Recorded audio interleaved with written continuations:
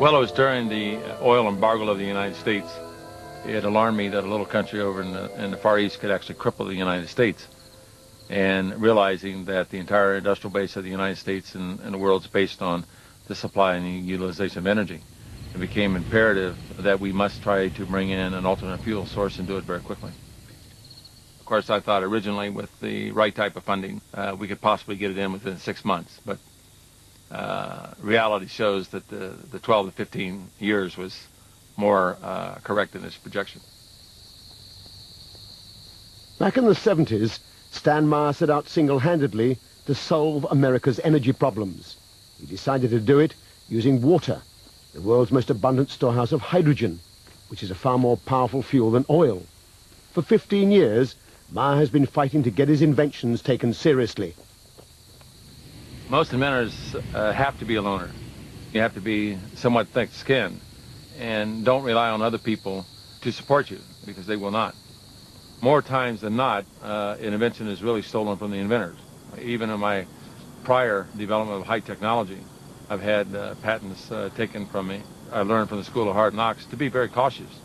Meyer has always stood out against the crowd. He has no formal qualifications as a scientist because he didn't wait to graduate from high school, leaving early to go straight into research at the high-powered Battelle Institute in his native Ohio. Now he works full-time as a private inventor. He's built a device with potentially revolutionary implications. There is nothing startling about a machine that can extract the hydrogen from water. What is highly unusual is that it should do so with ordinary tap water. The conventional method is called electrolysis. Meyer has turned that process on its head. Unlike electrolysis, his device doesn't use up large amounts of electric current, nor does it produce an enormous amount of waste heat. For 20 years, he has been refining a method to fracture water, which produces vast amounts of hydrogen on demand. This is not his latest apparatus. He was unwilling to let us point a camera at that.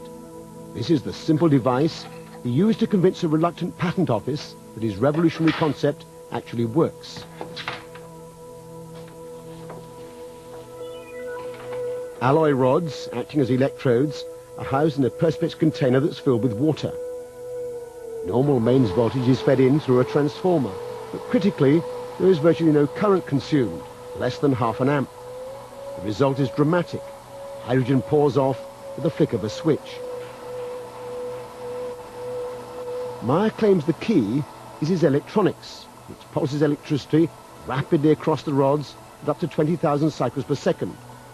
In a way that's not readily apparent, this process transforms the equation. Whereas in conventional electrolysis, 3 times as much energy is consumed as is produced in the form of hydrogen fuel, in Meyer's apparatus, the reverse is true.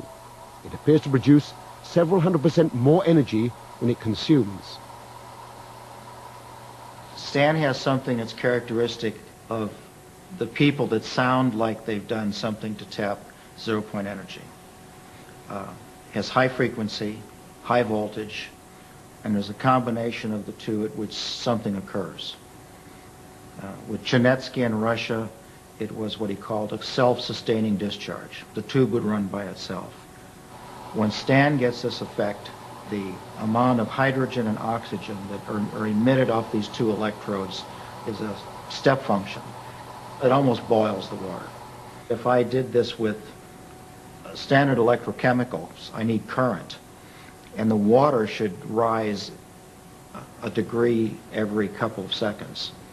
With Stan's, it'll run for a half hour, and the water temperature hasn't changed.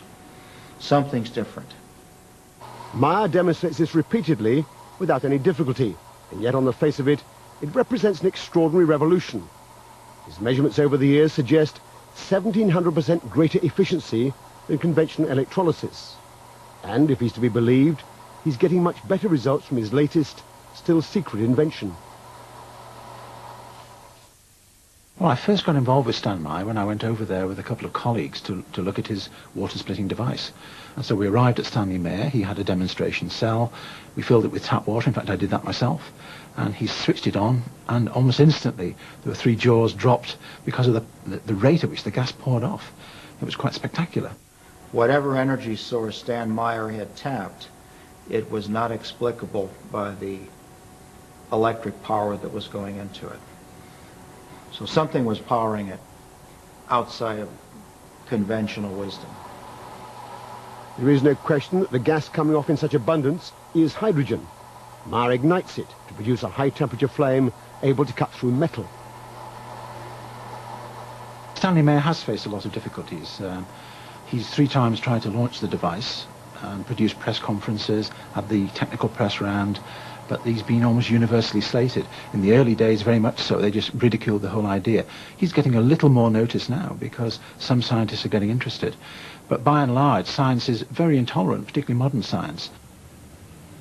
As with Tesla, Griggs and others, Meyer's claims are so far outside the received scientific wisdom that they've been ignored by the majority of the scientific establishment. But then, Meyer has ignored them too. He has poured his energies over the last 10 years into establishing recognition for his claims by getting international patents. In the processing, there was a great deal of difficulty in trying to process the legal paperwork in such a way as to allow the Patent Office to fully understand what was actually occurring. In one instant, we brought the water fuel cell to Washington, D.C., and of course I had tweaked it in such a way to produce an enormous amount of hydrogen oxygen gas, and the patent examiner said, no, it will not work based on the electrolysis process. And when we turned it on and produced an enormous amount of hydrogen gas, the examiner finally realized that we were doing exactly that, and went out in the hallway and started screaming and hollering to everybody on the floor, put out all your cigarettes, hydrogen's in the building. So we started laughing and said, well, we certainly convinced everybody in the patent office that we can do what we said we can do. Even so, the US Patent Office dragged their feet for 3 years before granting patents on the hydrogen-producing device. Since then, against massive resistance, he's managed to get patents established throughout Europe and Japan. But the hydrogen machine was only the first step towards Meyer's ultimate dream. If he gets it right, this application of his technology would change the 21st century in the same way that the Wright brothers and Carl Benz transformed the 20th. He is currently modifying a beach buggy to run on nothing but water. It doesn't have a petrol tank or even a hydrogen container. It has just a tank of water. He's invented a device called a water splitter to replace the spark plug. As the water is injected into the engine, Meyer claims it's fractured into hydrogen and oxygen and then burned as fuel. Meyer is working on a kit to modify any engine. He hopes to demonstrate it on this car within 12 months. And of course, the blessing to the use of the water as a fuel source, that on combustion, the byproduct is water mist.